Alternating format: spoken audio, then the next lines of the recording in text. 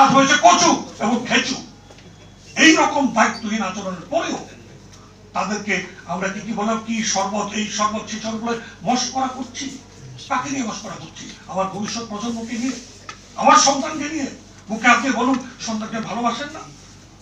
Greta Thunberg বলছে আপনার ঘরে আগুন লেগেছে, সেইভাবে করে এক করুন। করছি আমরা? করছি না।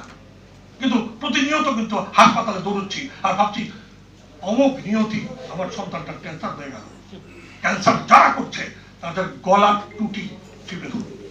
এবং আমি সে কারণে আপনাকে পরিষ্কার ভাষায় আরেকটি উদাহরণ দিয়ে এই জায়গাটা শেষ করতে চাই।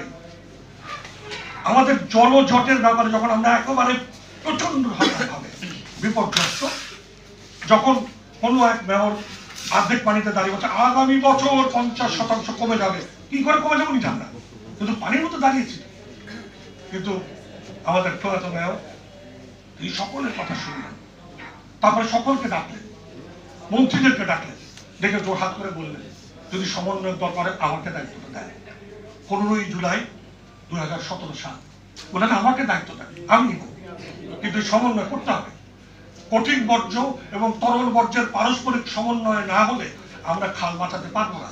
কারণ আমি যখন ডাস্টবিন করছি না, আমি যখন STS করছি না, আমি যখন কঠিন বর্জ্যের ব্যবস্থাপনা করছি না, তখন জনগণ খালের মধ্যে ময়লা ফেলবে।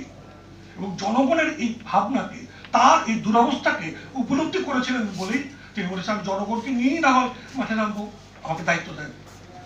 সকল মন্ত্রী তার এই আবদারে দায়িত্ব দিয়েছিলেন। সেদিন ওয়াসা ছিল, সেদিন ওয়াটার ডেভেলপমেন্ট বোর্ড ছিল, সেদিন জেলা প্রশাসন ছিল, সেদিন সকল মন্ত্রী, সংশ্লিষ্ট মন্ত্রী ছিলেন, মন্ত্রী কথা দিয়েছিলেন করব। উনি অসুস্থ হয়ে যাওয়ার কারণে নগরবাসী অসুস্থ হয়ে যাবে, উনি অসুস্থ হওয়ার কারণে ঢাকার সব মানুষ আমরা সারেন্ডার করে বসে যাব। সেই জন্যে এই বিজয় দিবসের ঠিক পরবর্তী পর্যায়ে এসে আমরা মুক্তিযুদ্ধ করিনি। মাননীয় মেয়র, আপনার মাধ্যমে যারা যারা এই দায়িত্ব নিয়েছেন, দায়িত্ব অবহেলার মধ্যে যে মুক্তিযুদ্ধকে অবমাননা করছেন, বাংলাদেশের ভবিষ্যৎকে তিলে তিলে ধ্বংস করছেন, আপনাকে পরিষ্কার ভাষায় বলি দায়িত্ব যদি গ্রহণ করতে না পারেন, যদি দায়িত্ব নেওয়ার ক্ষমতা না থাকে, তাহলে ইচ্ছা পোষণ করবেন না।